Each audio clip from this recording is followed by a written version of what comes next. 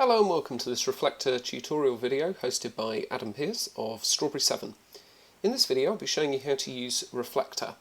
For the purposes of this video we have Reflector 2, that's fine if there is Reflector 3 available, but the principle is pretty much the same. I am also doing this on a Mac, but again the principle on a PC is the same. So start by launching Reflector, and the most important part is up here, which is the computer name. So this is, by default, it's the name of the computer, however you can customize it, which I'll show you later. So this is the computer name in this case.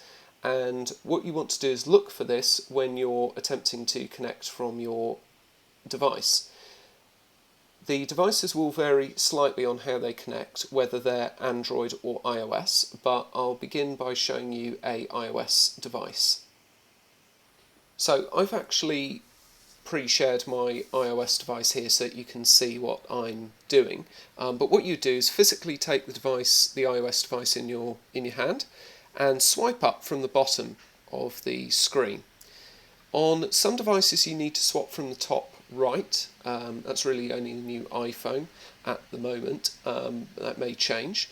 But if you swipe up on most iPads from the bottom, or from top right, you'll enter something called the control center. So if you're unsure how to access that on your device, just Google iOS control center or how to access control center, and there'll be instructions on how to do that, because it does change over time.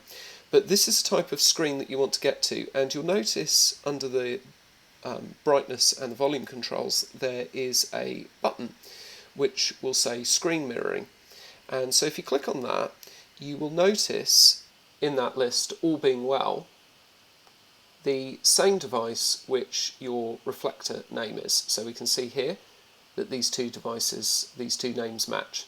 And all that you do is you just tap it on your iPad, and your iPad screen should pop up on your computer as it is here. So obviously if we said stop mirroring, it disappears. I'll do that again on the iPad. Tap the device and it pops back and reappears. So it's as simple as that to be able to display your iPad on your screen. It's quite intelligent. When you rotate the iPad, it can auto rotate on the screen as well and change the orientation. So there are some other items that you can tweak on Reflector. For example, if we go into the preferences, the first and foremost being that we can change the computer name. So just here we're using system name by default, but we could untick that and give this computer a different name.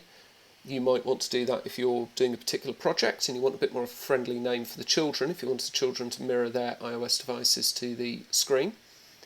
And there's some other items here under connection which are to do with type of resolution that you might want to display, and the other items that you can change here are to do with security. So this is quite handy. You can do an on-screen code or password, which is a code or password that somebody has to enter before their iPad is displayed on the screen, and also whether you want to connect and immediately show the device, connect and hide the device, or prompt to approve. So that would be quite useful in the environment where you're having your children maybe connect their devices. You wouldn't want them all to connect at once, and you'd want a mechanism to control that.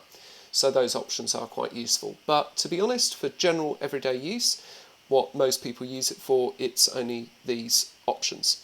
It is worth bearing in mind as well, there's quite a lot that you can do with displaying your iPad on your whiteboard, most notable being that you can go into the camera, and people will use it as a type of visualizer, because obviously it will stream whatever the iPad is seeing on the screen there.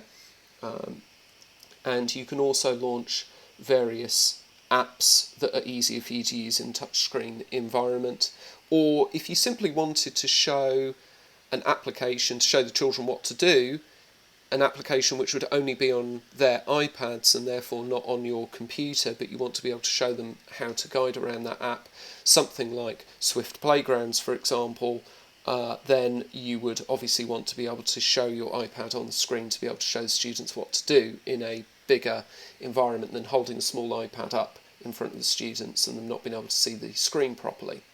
So those are some of the features and uses of Reflector 2. As always, thank you for watching. If you like our video, please do hit the thumbs up button and please consider subscribing. Also, you can check out our website and our other videos just here. As always, thank you for watching.